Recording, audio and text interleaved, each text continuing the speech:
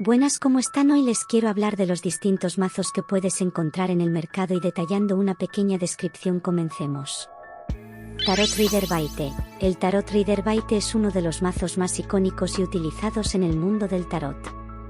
Fue creado por Arthur Edward Watt y Pamela Colman Smith. Sus cartas son conocidas por sus imágenes detalladas y simbología rica. Tarot Crowley Harris. Tot creado por Aleister Crowley y Lady Friede Harris. El Tarot Tot es otro mazo influyente. Sus cartas a menudo presentan una simbología más abstracta y esotérica en comparación con el Rider Waite. Tarot de Marsella. Este es uno de los mazos de tarot más antiguos y sigue siendo popular en la actualidad.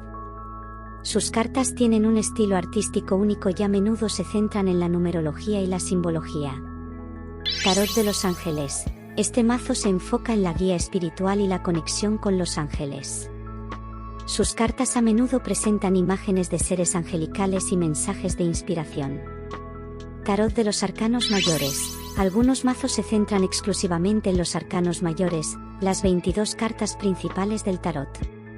Estos mazos son ideales para la reflexión y la meditación. Tarot temáticos. Existen mazos de tarot que se centran en temas específicos, como el tarot de los gatos, el tarot de los vampiros, el tarot de los elfos, y muchos otros. Estos mazos utilizan la simbología relacionada con sus temas respectivos. Es importante recordar que la elección de un mazo de tarot depende en gran medida de las preferencias personales del lector y de la conexión que se sienta con el mazo.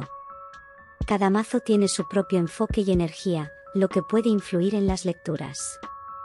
Además, la interpretación de las cartas puede variar según el lector, independientemente del mazo que utilice. Para obtener una lectura precisa y significativa, es esencial que el lector se sienta cómodo y conectado con su mazo.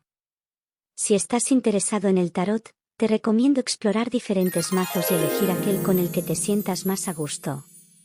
Espero te haya gustado el contenido. Sígueme y dame like para seguir creciendo en contenido. Muchas gracias por tu atención.